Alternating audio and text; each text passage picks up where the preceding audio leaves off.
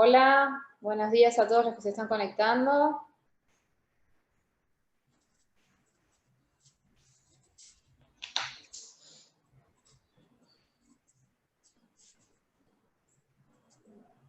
Buenos días para todos. Aguardamos unos minutos a que se conecten más personas, ¿sí? Todos los que están anotados. Y luego comenzamos el seminario.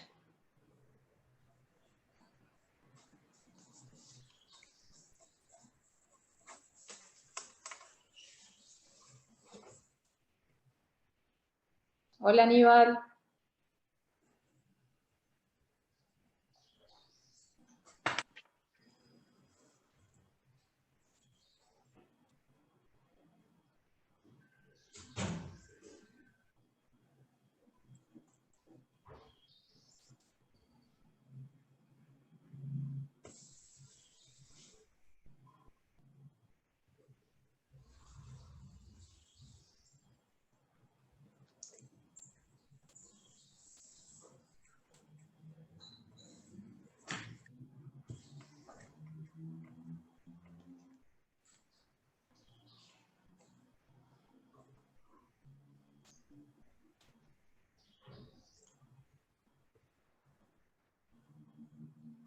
Buenos días, muy buenos días para todos.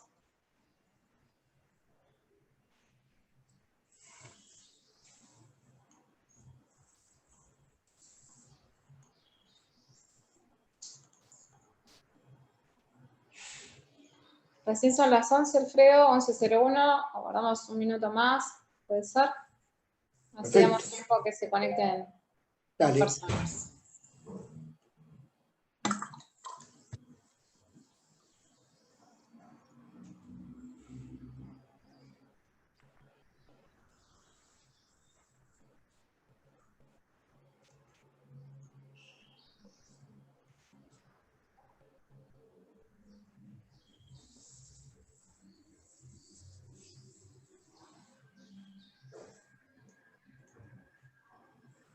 Buen día, Silvana. Un gusto saludarte.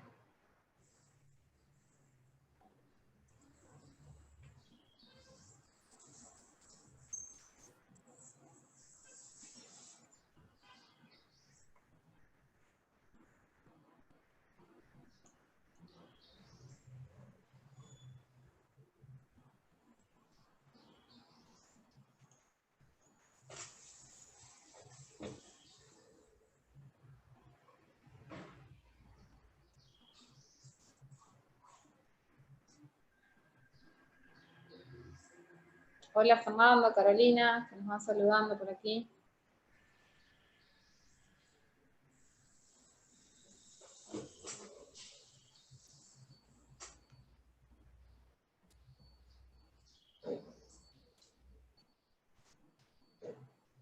¿Cómo estás, Karina? Karina Damasco nos saluda, Alfredo. Un gusto saludarlos a todos, decirles buen día para todos, agradecerles la presencia.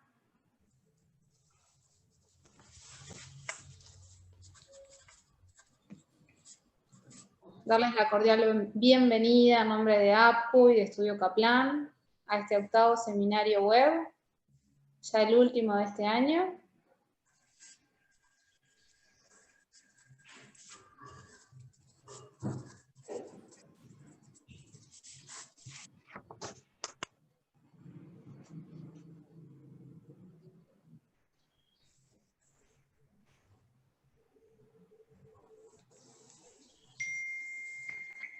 Y bueno, Alfredo, no sé, si querés vamos empezando despacito, así respetamos la puntualidad de los que ya se conectaron, ya son más de la mitad. Le damos la bienvenida a todos en nombre de APU, de Estudio Kaplan, como decía. Buenos días para todos. Les agradecemos el haberse registrado, el haberse anotado en este octavo webinar, como decía, el último de este año. Y bueno, nada, el agradecimiento y darle pie a Alfredo para que pueda dar inicio con este tema que ha despertado tanto interés. Todo tuyo, Alfredo. Dale, gracias, Sabrina. Bueno, buenos días. Reitero los buenos días para todos. Octavo webinar, digamos, de este año tan complejo. Agradecemos a APCU por el patrocinio, digamos, del mismo. Y a partir del 11 de noviembre, en el cual el presidente Lacalle anunció cambios en el tema de megaproyectos, hubo una serie de esperas en webinar que organizamos a que finalmente saliera el decreto, firmado el 24 de noviembre y publicado el 29 de noviembre. Viendo qué inversiones pueden calificar hoy como megaproyectos, y si te parece, Sabrina, pasamos a la próxima lámina. Bueno, la aclaración simplemente de cómo es la dinámica, ¿sí? Va a exponer el contador Alfredo Kaplan y todo lo que son, vamos a permitirle que exponga toda la charla y al final dejamos unos 15 minutos, un espacio de 15 minutos para responder las preguntas, ¿sí? Simplemente la aclaración. Vamos un poco aquí a la introducción. Perfecto. Pasamos otra lámina. Perdón. No. Disculpame, para atrás. Del decreto. Sí. Yo creo que para entender este nuevo decreto de megaproyectos, en este año, como decía, tan complejo, no hablemos del COVID-19, tan complejo socialmente, empresarialmente, laboralmente, creo que el gobierno apostó de alguna forma a que la construcción fuese un elemento más que importante como generador de inversión y trabajo, de forma de generar un contraciclo con lo que es en general muchos sectores de la economía uruguaya. Uno puede tomar, digamos, un primer elemento, que fueron los cambios en vivienda social, que motivaron 2 webinars. Luego, el 29 de abril, los cambios en megaproyectos. Luego, cambios en los proyectos de inversión COMAP, hasta llegar a este decreto firmado el 24 de noviembre, que le dimos el nombre de nuevo decreto de megaproyectos. ¿Qué inversiones pueden calificar hoy como megaproyectos? Y yo diría que hoy pueden calificar como megaproyectos inversiones que nada tienen que ver con lo que es un megaproyecto. De alguna forma, APU vino bregando reiteradamente por encontrar un marco para proyectos que no eran BIS y que no eran megaproyectos, cuando megaproyectos pasó de ser de 15 millones a poco más de 6 millones de dólares. ¿En qué situación quedaban proyectos de 2 o 3 mil metros que no tenían ningún tipo de ventajas y que debían competir con proyectos con exoneraciones BIS por un lado y por otro lado con proyectos de megaproyectos? Entonces se hizo distintos acercamientos tratando de generar alguna mejora para ese tipo de emprendimientos que no llegaban a ser megaproyectos. Con eso sí podemos pasar a la próxima lámina y entender cuál es el decreto que salió ahora. En primer lugar, el artículo primero hace referencia ¿a qué? Al decreto 138/20, que fue el que hizo los cambios de megaproyectos, que los cambios más relevantes habían sido bajar el monto mínimo de los megaproyectos a 60 millones de UI, poco más de 6 millones de dólares, la exoneración del impuesto al patrimonio también para el terreno. En realidad ya el decreto anterior hablaba para el terreno, pero después una circular de la COMAP lo interpretó en contrario, y la exoneración del impuesto a la renta hasta el 90% del impuesto a la renta a pagar cada año. Entonces, al cambiarse el artículo 2 de ese decreto por lo que sigue, se van a considerar proyectos de gran dimensión económica los que tengan un valor en obra civil y bienes muebles destinados a las áreas de uso común de 20 millones de UI o superior a dicho monto. Me voy a detener acá un momentito. En castellano antiguo, 2.200.000 o 2.250.000 dólares de inversión sin tomar en cuenta el terreno y sin tomar en cuenta el IVA. Será condición necesaria, el inciso A, que se trate de emprendimientos con obras de construcción inscritas a partir de la vigencia del presente decreto. Es decir, para nuevas obras que se hagan. Obras de más de 20 millones de UI y que se inscriban en el BPS a partir del 29 de noviembre que se sustituyó este decreto. Vamos a la próxima lámina.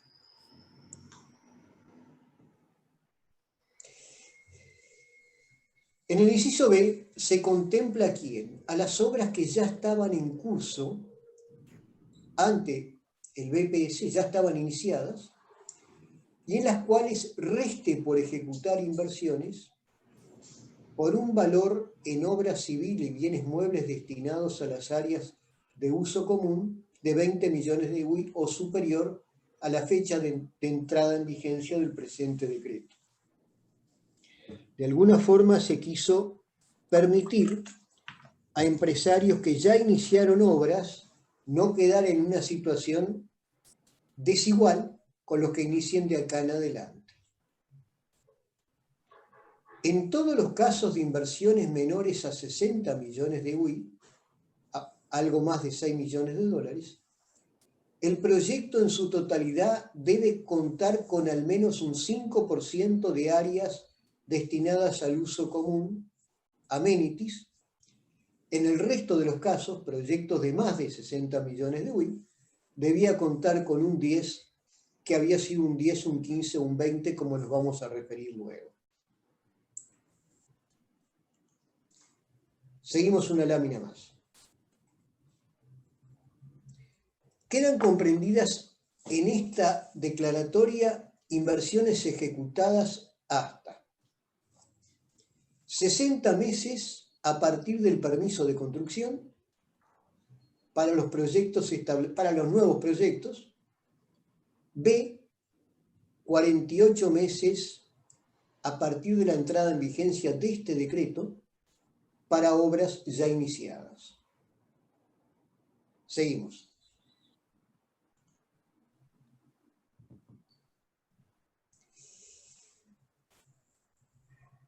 Los proyectos tienen que ser presentados con anterioridad al 31 de diciembre del 2021 y el periodo de inversiones ejecutadas no se puede extender más allá del 30 de abril del 2025. La intención es que se genere la inversión y los puestos de trabajo lo antes posible. Exoneración del IRAE. Las empresas cuyos proyectos de inversión hayan sido declarados promovidos al amparo de esta presente reglamentación gozarán de una exoneración del impuesto a la renta hasta un monto equivalente a.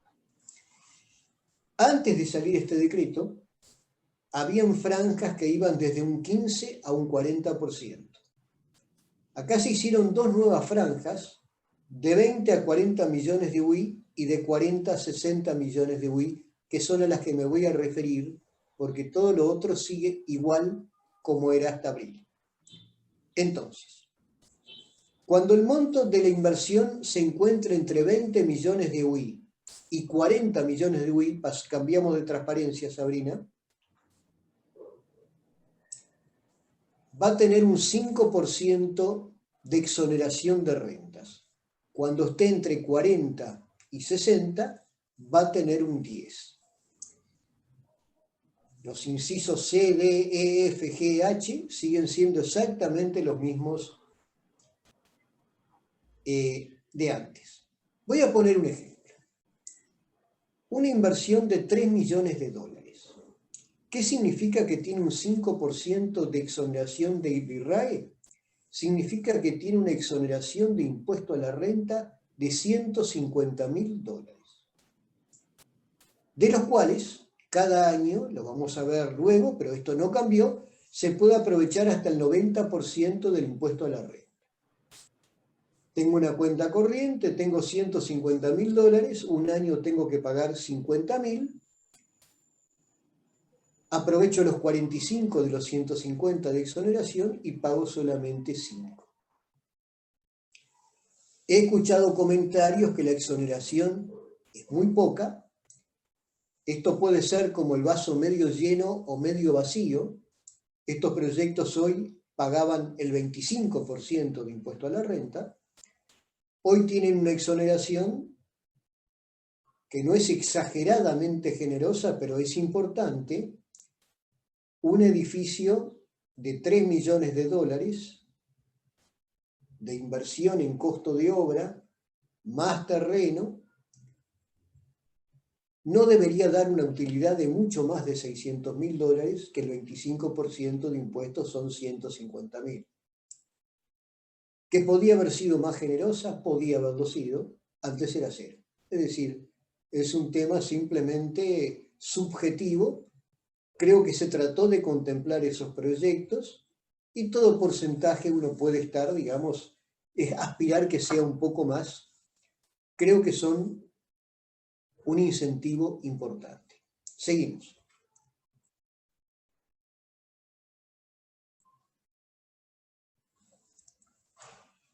Bueno, acá estoy con las dos nuevas franjas agregadas, en lugar de hablar, digamos, reitero los conceptos, 5 o 10%, los primeros dos escalones, entre 20 y 40 millones de UI, 2 millones 250 y 4 millones y medio, el otro entre 4 millones y medio y 6,750. Es más fácil acordarse de las UI que de los dólares, porque con los cambios de la UI y el dólar medio planchado, en dólares va cambiando día a día el monto de la franja. Adelante. Más allá de la exoneración de rentas, tenemos la exoneración de terreno y de mejoras por 8 años en Montevideo y por 10 años en el interior del país, y el equipamiento de áreas comunes por toda su vida útil. Vamos a entendernos.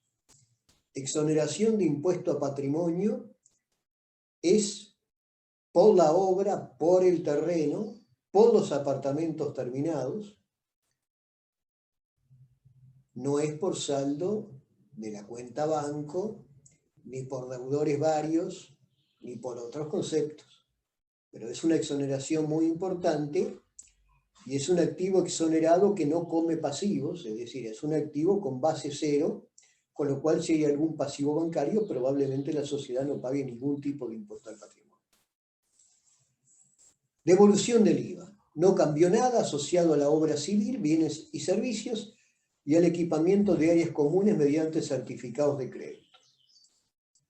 Puede ser un tema financiero y en algunos casos un tema económico. El tema financiero es clarísimo. En lugar de pagarle el IVA al proveedor o pagar el aporte unificado al BPS, vamos pagando mediante certificados de crédito durante la obra. Eso de por sí también tiene un trasfondo económico pequeño con las tasas actuales, de que genera, digamos, un ahorro en el costo financiero de la obra, sea con fondos propios o sea con fondos de terceros. Si uno hiciera un edificio, un megaproyecto para alquilar, bueno, la devolución del IVA tendría un impacto muchísimo mayor, porque nos estaríamos ahorrando el IVA como factor de costos, porque el alquiler no lleva IVA. Y lo que está grabado con IVA, de alguna forma, es la primera venta de inmueble nuevo. Si yo tuviera un inmueble, lo alquilara por X años, después la pregunta va a ser cuáles son los X años que DGI nunca se expidió y lo contestó, pero llamémosle más de 3 años, la venta de la unidad a posteriori no llevaría IVA. Entre los dos extremos, solo financiero y absolutamente económico, bueno, si vendí la mitad del stock cuando terminé la obra y la otra mitad la alquilé y la vendo en un par de años, tengo, digamos, un mix de ambas situaciones. Todo esto no ha cambiado, simplemente para los nuevos, para los que entran a este tema, les reitero cuáles son los beneficios. Exoneración de tributos en la importación, todo igual, de equipos, máquinas y materiales destinados a la obra civil y equipamiento de las áreas de uso común importadas directamente por la empresa promovida, siempre que no sean competitivos con la industria nacional. A ver, un tema para no confundirse. Los materiales dedicados a la obra civil es un activo promovido. Equipos y máquinas no son un activo promovido, están exonerados de tributos en la importación. Si yo tengo una obra, digamos, de 1000 metros, que el costo es 1.300.000, pero aprovecho para traer un par de grúas que valen $1 millón, bueno, eso no me hace calificar como megaproyecto porque la inversión promovida fue el 1.300.000 del costo de construcción. Seguimos.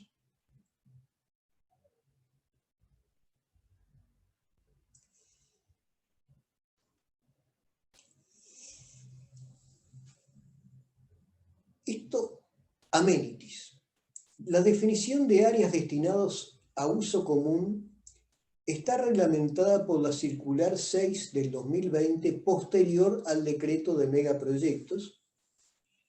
Esa circular, en una parte, habla de qué predios califican para megaproyectos, tienen que ser linderos, puede haber una calle de por medio, bueno, eso fue toda una casuística muy especial que surgió en determinado proyecto.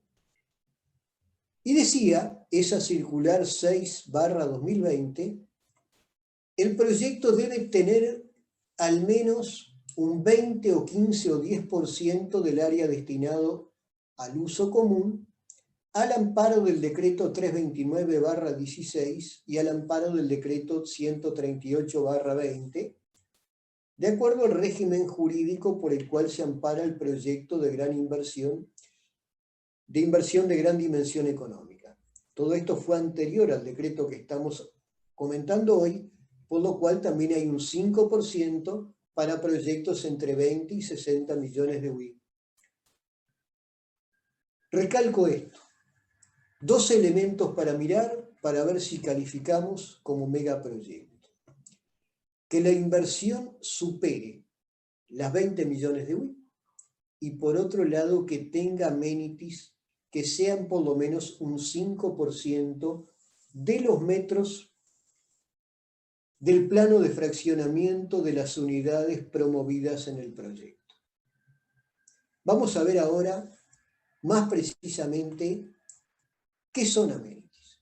Áreas de uso común.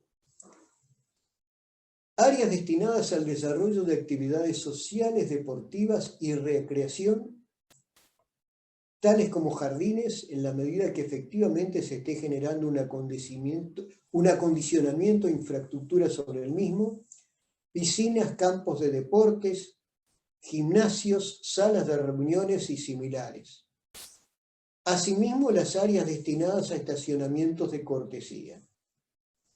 A efectos de las urbanizaciones, se considerará adicionalmente tajamares y toda la caminería interna.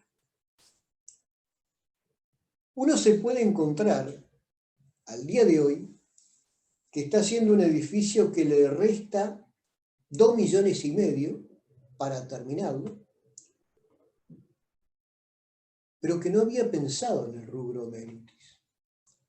Y para calificar tengo que tenerlos. Entonces tengo que ver cómo hago el ejercicio para el edificio que no tenía previsto amenities, si alguna unidad la destino como salón de reuniones, si se puede hacer un jardín en la azotea del edificio con determinada infraestructura, cuáles son los estacionamientos de cortesía, por poner un ejemplo, el estacionamiento para un lisiado sería asimilable o no a un estacionamiento de cortesía.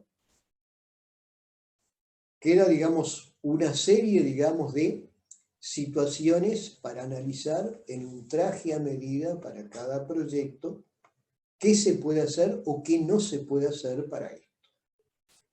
Entonces, áreas de uso común son estas. No son obviamente el hall y el palier del edificio, salvo que yo achique el hall y que haga, digamos, un salón de reuniones en un hall que era mucho más grande de lo que yo pensaba. Seguimos. Por otro lado, áreas destinadas al desarrollo de actividades comerciales y de servicios. Un local comercial. Los locales comerciales no están promovidos, pero se computan para las amenities. Dichas áreas deberán estar destinadas al uso de todos los copropietarios o del público en general. Las inversiones del literal B, los locales, se computarán solo para el cumplimiento de la exigencia del mínimo del 20, del 15 o del 10 o del 5, lo agrego, según el régimen jurídico por el cual se ampara el proyecto, no siendo inversiones elegibles a los efectos de la aplicación del beneficio. Cuando uno presenta un proyecto COMAP, si además de oficinas y viviendas hay locales, bueno, hay una columna de viviendas, hay una columna de proyecto promovido y una columna de proyecto no promovido. Eso va en la no promovido, pero ayuda para computar para los amenities del edificio. Seguimos. ¿Cómo se calcula? Entonces, numerador, los amenities que acabamos de mencionar. Denominador, área de propiedad individual de oficina y vivienda. La pregunta que uno se puede hacer, bueno, pero ¿qué metros son los que van en el área de propiedad individual de oficina y vivienda? Y la respuesta sigue en la lámina siguiente. El área de propiedad individual de oficina y vivienda se desprenderán del plano de mensura de fraccionamiento criterio intramuros. Se deberá incluir en el área de propiedad individual de oficina y viviendas el área de terrazas, balcones y patios que sean de uso exclusivo de cada una de esas unidades. Con lo cual, creo que queda bastante presentado las especificidades que tenemos que tomar en cuenta para calificar para cada uno de los proyectos. Seguimos un poco más. Conclusiones. Este nuevo decreto abarca obras que empiezan a partir de la fecha del decreto por montos mayores a 20 millones de UI sin IVA y sin terreno. En el caso de obras ya empezadas, si falta construir más de 20 millones de UI del 30 de abril hasta la finalización de la obra, pueden entrar en la categoría de megaproyectos, siempre y cuando cumplan con un 5% de amenities como mínimo. Adelante.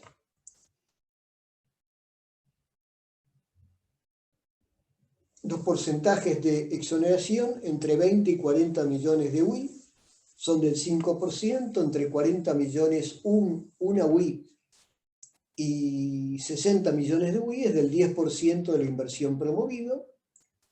Tiene la misma exoneración de IVA y patrimonio que los megaproyectos en general, los mismos temas en relación a exoneraciones de tributos de importaciones.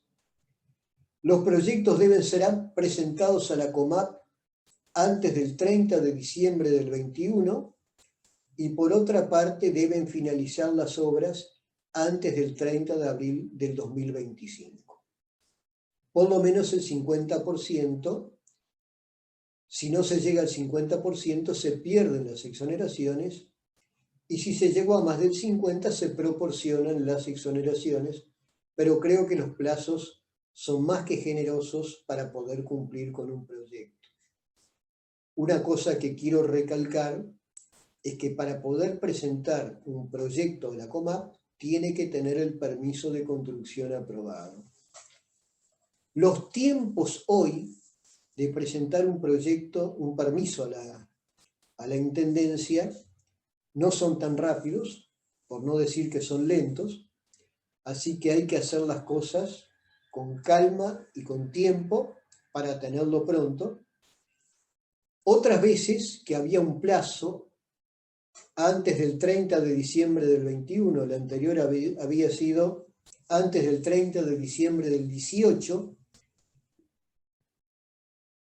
un mes antes de que culminara el plazo dejaron llegar a presentar con permisos ya presentados y o con autorizaciones de inicio anticipado de obras, así que supongo que llegada a esa fecha pueda llegar a pasar algo, no de una prórroga, pero sí de una flexibilidad en los requisitos de presentación. Una cosa importante sí es que los beneficios a la COMAP son desde el día que uno presenta el proyecto, y lo subrayo, para rentas y para patrimonio. Para IVA y para exoneración de importación, preciso la aprobación de la COMAP, que lleva tiempo. Los tiempos de la COMAP han tenido oscilaciones, hace un buen tiempo que son lentos, y tenemos casos de proyectos de COMAP que llevan más de 6 meses de presentados y todavía no salió, digamos, el decreto promocional, y otros que solicitaron el cambio de decreto al amparo del decreto del 29 de abril y que todavía tampoco, digamos, han sido notificados de la aprobación, sin perjuicio que como el beneficio del IVA y de la exoneración de importación la tenían de antes, no es una situación de gravedad. Es decir, mi sugerencia es presentar las cosas bien pensadas y rápido, porque todo lleva tiempo. Y el tiempo es un factor de costos. Seguimos. Antes de las preguntas, que las iremos contestando, vamos a destinar a las preguntas no 15 minutos, sino todo el tiempo que sea necesario evacuarlas. Y a las preguntas sigue el muchas gracias por la atención prestada y estamos a disposición. Ahí está, Alfredo. Hay personas que están levantando la mano. Lo que les pedimos es que nos hagan sus consultas a través del chat, que vamos leyendo las consultas y tú las vas respondiendo, ¿sí? Les pedimos que por favor a través del chat puedan plantear las consultas. A ver, comienzo con las preguntas, Alfredo. Dale. Mijael nos pregunta, en el caso de dedicar a renta, ¿cuántos años se exonera de IRAE? La exoneración de rentas para el IRAE, que no ha cambiado, permitime un momentito.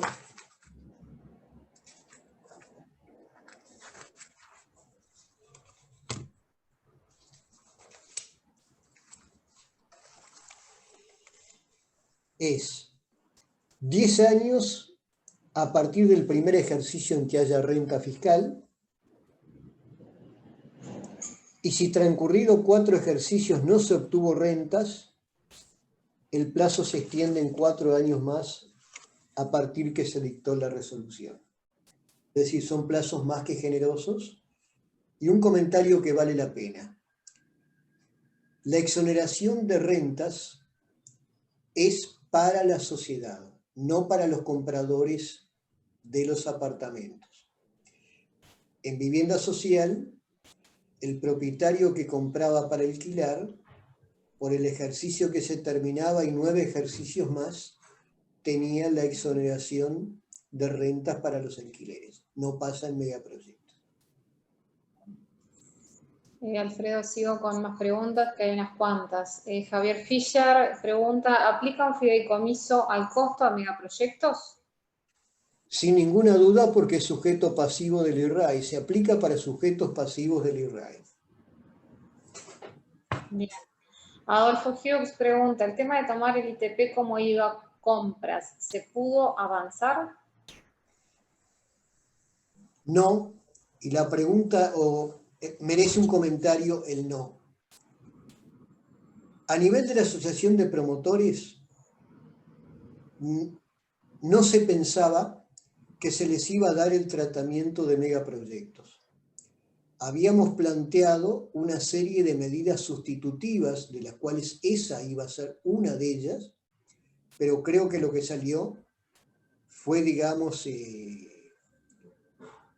más positivo que lo que había llegado a plantear APCU al respecto, en mi modesta opinión. Daniel Galo nos pregunta, ¿podrá decirnos si APCU está haciendo alguna tratativa para mejorar plazos de la Intendencia Municipal de Montevideo y la ANB?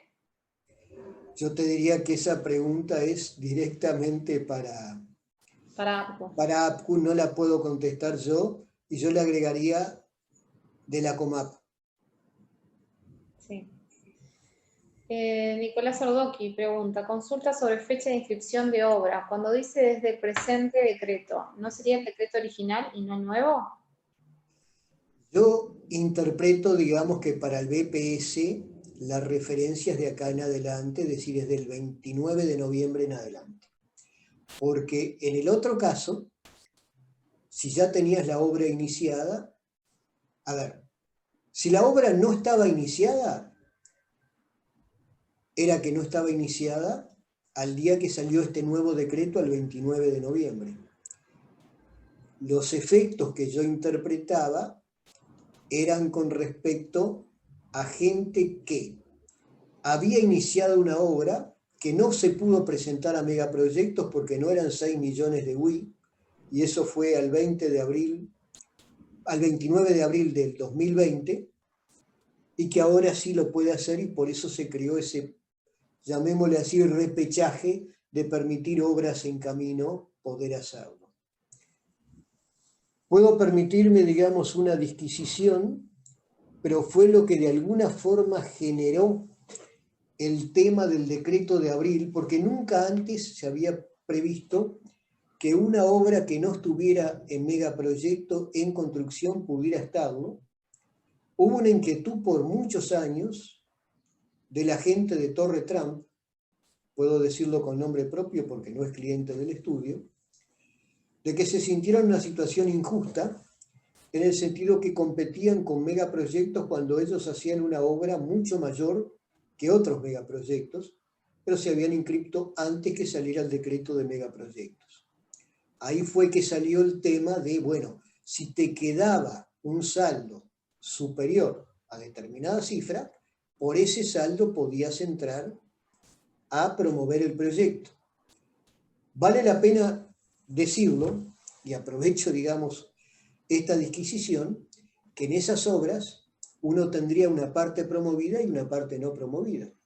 La parte hecha antes del 20 de abril no sería promovida y la parte después del 20 de abril sí. Bueno, sigo, Alfredo. Maximiliano Bergami pregunta, hola, ¿podrías repetir el tema de los beneficios según la fecha de aprobación? ¿Cómo influye eso en el uso de los beneficios? Yo te diría lo siguiente. Una obra nueva que se inicie va a tener todos los beneficios a partir, digamos, de que se presente a la COMAP. Una obra que ya estaba iniciada y que se presente ahora va a tener los beneficios a partir de que se acoja al decreto del 20 de abril. Entonces, la parte que hizo antes de esa fecha no va a tener beneficios y la parte de ahí en adelante sí. Bien.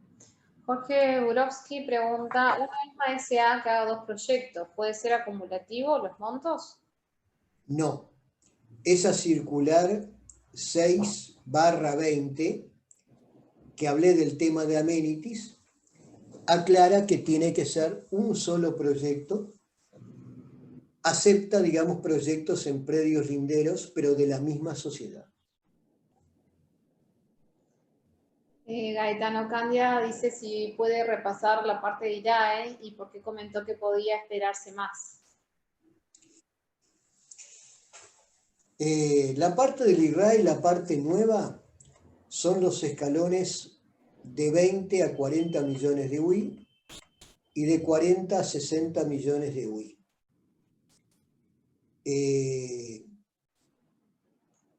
Ahí hay una exoneración del 5 o del 10% de la inversión. 3 millones de dólares tiene 150.000 dólares de exoneración, 5 millones tiene 500.000 dólares de exoneración. Aclaro, antes de este decreto la exoneración era 0. Alguien me puede decir, bueno, 150.000 o 500.000 podría haber sido más grande o no la exoneración. Es subjetivo. Podía haber sido más grande como podía haber sido más chica, y cualquiera hubiera sido el número, era mucho mejor de lo que estábamos, que teníamos 0. Pagábamos patrimonio y no teníamos la devolución del IVA. Siempre puede haber más, creo que es razonable. Javier Fischer nos consulta, en caso de haber más de una obra en la misma cuadra, en diferentes fideicomisos, pero un mismo fiduciario, ¿podría aplicar la sumatoria de las obras?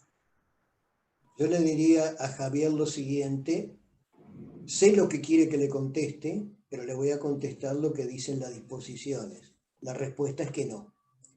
Lo mismo es válido para dos sociedades que tienen obras a 20 metros de distancia, una y la otra. La respuesta es que no. Y si la tienen a 20 metros y no son terrenos linderos, la misma sociedad, la respuesta tampoco, digamos, sería positiva. Gabriel Segalerba nos consultaba, ¿locales comerciales y de servicios se computan como amenities? Sí, se computan para las amenities, no son activos promovidos, que ayudan a llegar al porcentaje de amenities. Nicolás Esto no Ordóñez, sí. es nuevo, esto es así tradicionalmente y estaba refrendado en la propia circular 6/20. Ok. Nicolás Ordoqui repregunta, me refiero a qué sirve para obras inscritas desde mayo de 2020 y no 29 de noviembre, como creo que se dijo. A mi juicio, este decreto asimila los beneficios al decreto del 20 de abril del 2020. Pero cuando habrá obras que se inician a partir de ahora, mi interpretación es del 29 de noviembre del 2020.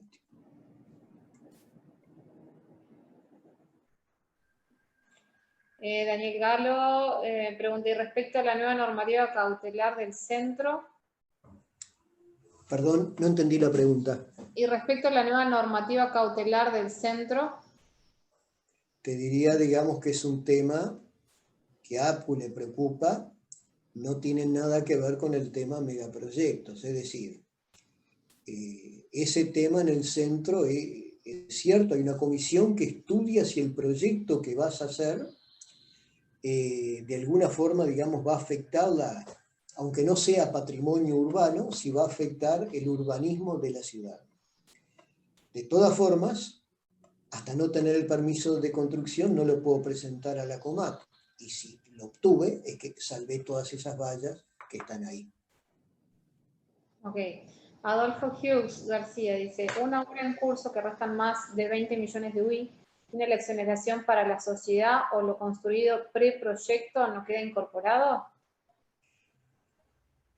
De acuerdo al decreto, mi interpretación es que la exoneración sí es para la sociedad, pero es por el activo invertido a partir del 29 de abril. Bueno, Santiago pregunta, disculpen, ¿puede repetirse qué requiere, a partir de qué momento quedan aprobados los beneficios? ¿Qué sucede si uno comienza la obra mientras no se define la aprobación de la COMAP? ¿Se pierden o se acumulan para el momento de la aprobación?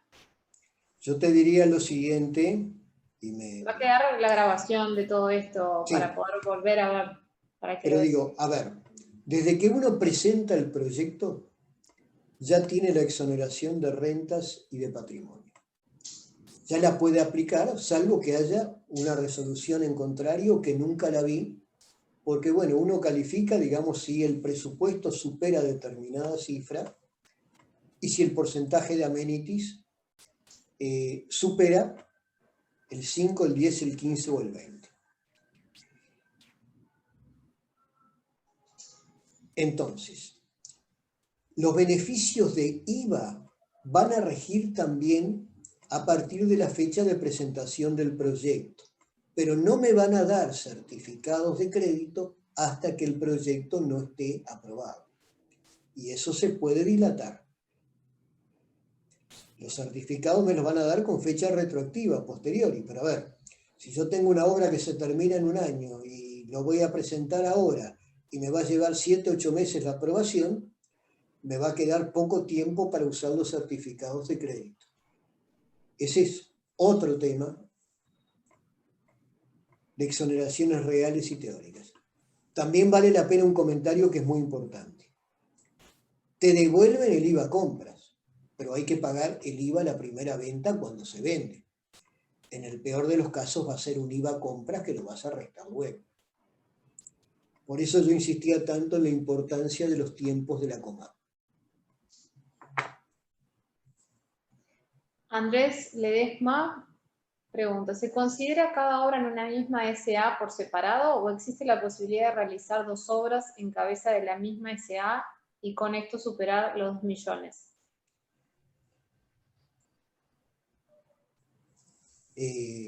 A mi juicio está muy claro que es por cada obra. No puedo sumar 2 obras distintas en cabeza de la misma sociedad.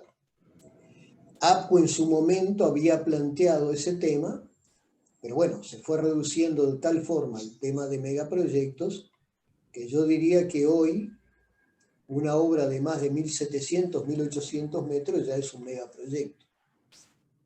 Pero objetivamente es para cada obra la solicitud. Si yo hago 2 obras de 1,5 millones en la misma sociedad, no es un megaproyecto. Si hago una de 2.300.000, sí. Bien.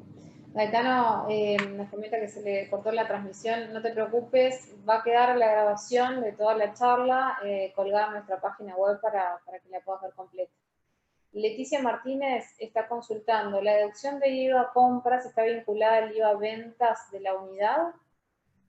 El edificio no es unidad por unidad, sino con el IVA. Bueno, el IVA, la DGI siempre tuvo el criterio de que hay un IVA venta general de la sociedad y un IVA compra general de la sociedad. No es unidad por unidad. También vale la pena, no hemos profundizado en el tema hoy, que te devuelven el IVA asociado al costo de construcción. No te devuelven el IVA de honorarios de escribano, de abogado, de contador, de comisiones de venta, sino que te devuelven el IVA de los costos vinculados al costo de construcción, algo similar a lo que pasa en las BIS. Bien. Y Yael Estolobas pregunta, para las obras ya en ejecución con saldo suficiente de inversión restante, ¿hay alguna restricción respecto de hace cuántos meses comenzó la obra? La fecha de quiebre para definir el saldo de inversión en estos casos sería 30/4/2020, ¿correcto? Sí, si me la reiterás porque me perdí un poquito, a ver. Es como en 2 partes. Para la obra ya en ejecución con saldo suficiente de inversión restante, ¿hay alguna restricción respecto de hace cuántos meses comenzó la obra? Ninguna. Simplemente que te quede ese saldo. Y a ver, si yo estoy haciendo una obra que era de 5 millones y me quedan 2,5 millones al día, al 30 de abril por invertir, para rentas, me van a tomar como monto de la inversión, el 5% de 2,5 millones, que son $125.000. Para patrimonio me van a exonerar el terreno y los 2,5 millones que faltan, no los 2,5 millones que ya hiciste. Y para el IVA me van a devolver el IVA a partir del 30 de abril. Paso a la siguiente consulta, Alfredo Ana González. La devolución del IVA, entiendo, se gestiona luego de ser promovido por COMAP. ¿Pero es un derecho retroactivo? Sí, es un derecho retroactivo. El problema es que los certificados son o para pagarle al proveedor, que el proveedor no creo, digamos, que te espere 5 meses para cobrar. Ahí podemos hacer un asterisco, digamos, de alguna situación especial, y si no, pedirlo para el aporte unificado a la construcción. Por eso insisto, especialmente para obras que ya están en curso, lo importante de pensarlo bien y presentarlo lo antes posible. Jorge Abdelmalek pregunta, ¿una obra iniciada antes de abril 2020 computa las inversiones desde abril a la finalización para computar $2.2 millones? Computa las inversiones del 30 de abril en adelante. Bien. Alfredo, tú me avisas hasta dónde vamos porque hay más de 40 mensajes todavía pendientes. Yo te diría, digamos, creo que es un buen momento para sacarnos las dudas. Probablemente se repitan muchas preguntas. Además fue una exposición bastante corta. Son más preguntas que exposición. Exactamente. Pero bueno, se ve que vale la pena, digamos, generar el espacio para tantas preguntas. Y yo contesto las que puedo contestar. Hay otras, digamos, que es mi opinión. Te voy diciendo y tú me avisas hasta cuándo vamos. Ana González, ¿cuál es la demora habitual de aprobación de proyectos promovidos por la COMAP? Yo te diría, digamos, a ver.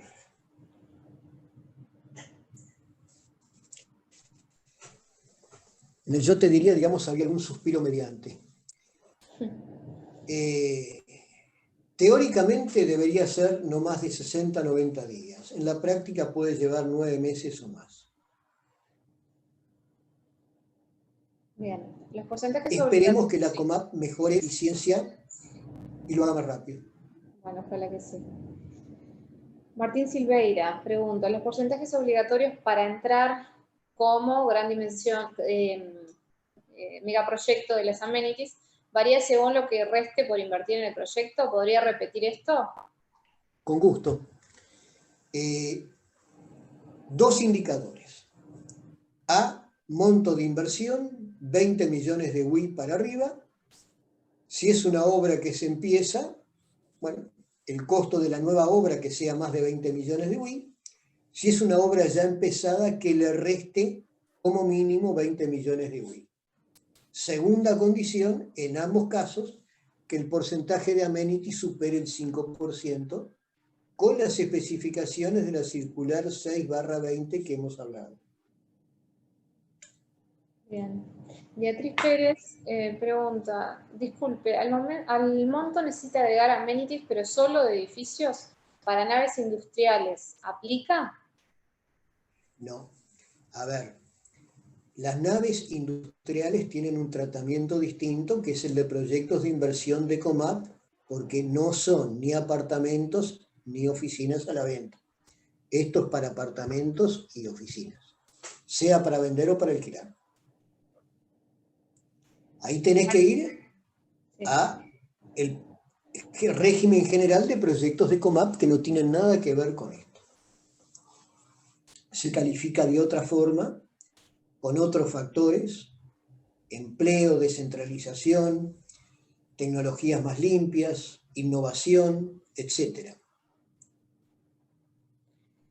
María Michelena, siendo de la misma sociedad, ¿se aceptan solo predios linderos o podría ser en otras zonas y departamentos? Gracias. Solo linderos, hay que leer la circular 6/20, no aceptan, digamos, ni siquiera, digamos, a 30 metros de distancia. Marina Bertino pregunta, ¿podría volver a explicar cómo se cuentan los locales comerciales que no son para uso de los copropietarios? ¿Cómo se trabaja para el cómputo de áreas amenities uso común? A ver, vamos a tratar, digamos, de aclararlo. Los locales comerciales no son un activo promovido.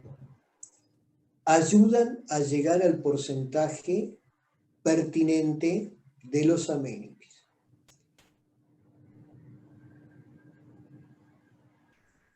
Siempre el local comercial va a ser para uso del edificio y o de terceros, es decir, que creo que la condición la cumple perfectamente.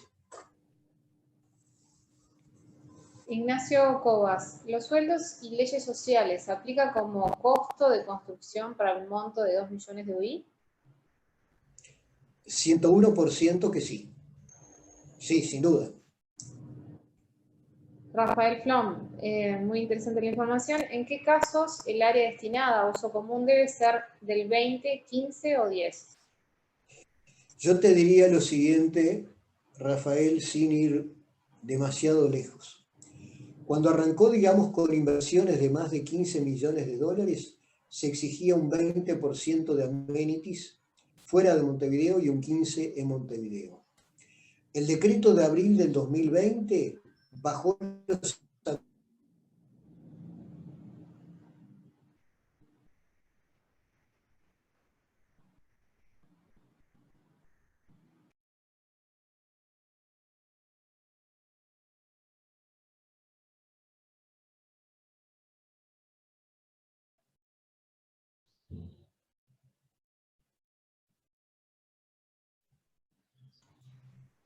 ¿Hola? Sí. Alfredo, no sé si te habrán escuchado porque a mí por lo menos se me cortó tu respuesta, no te pude escuchar. Espera que entonces salgo y vuelvo a entrar, ¿te parece bien?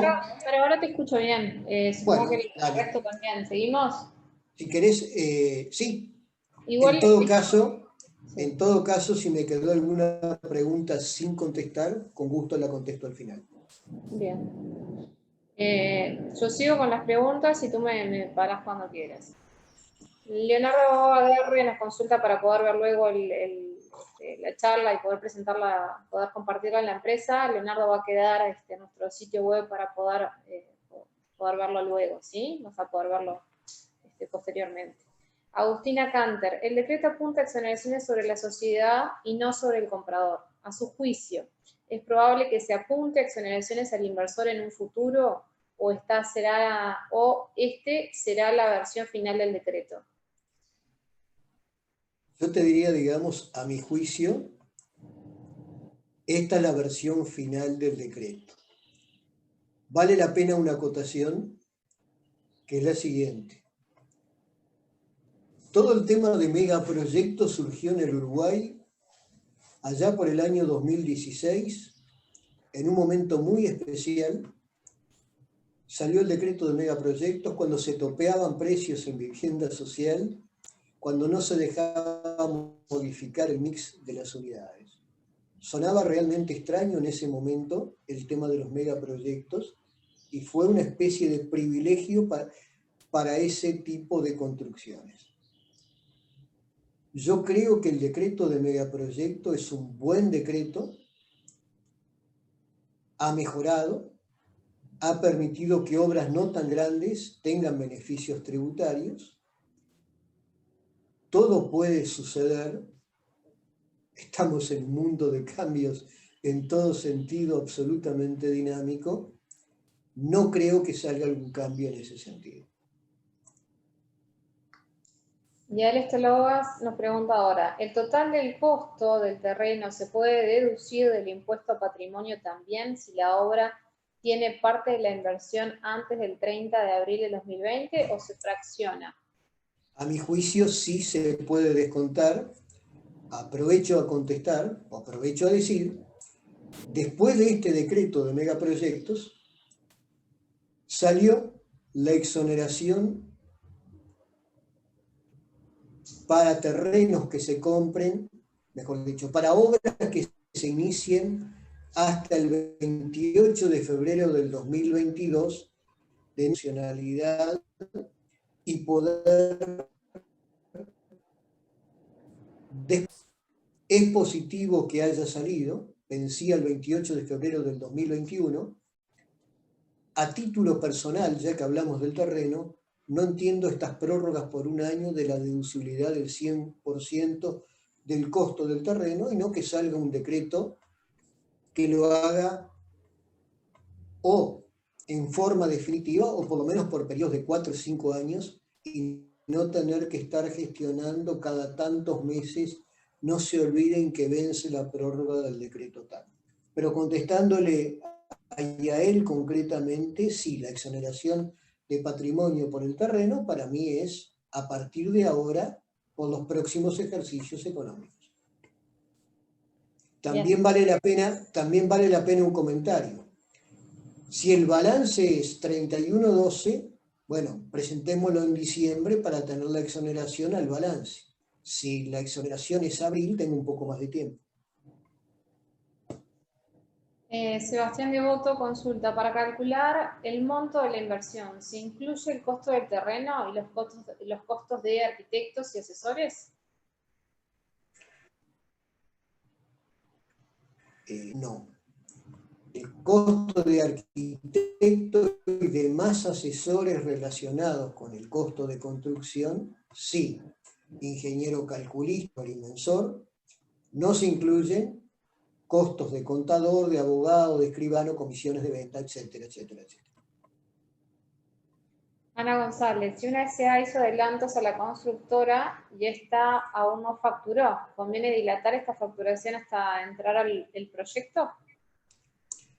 No le escuché bien la pregunta a Ana, pero si no le facturaron, que no se le apuren en facturarlo. Es esa la pregunta, justamente, si conviene dilatar esa facturación hasta entrar al proyecto. Dentro de lo razonable, ¿no? Leticia Martínez, ¿cómo evaluar la presentación si tu estimación de costos está muy cerca del monto promovido y no se sabe si cumplirá con exactitud al finalizar?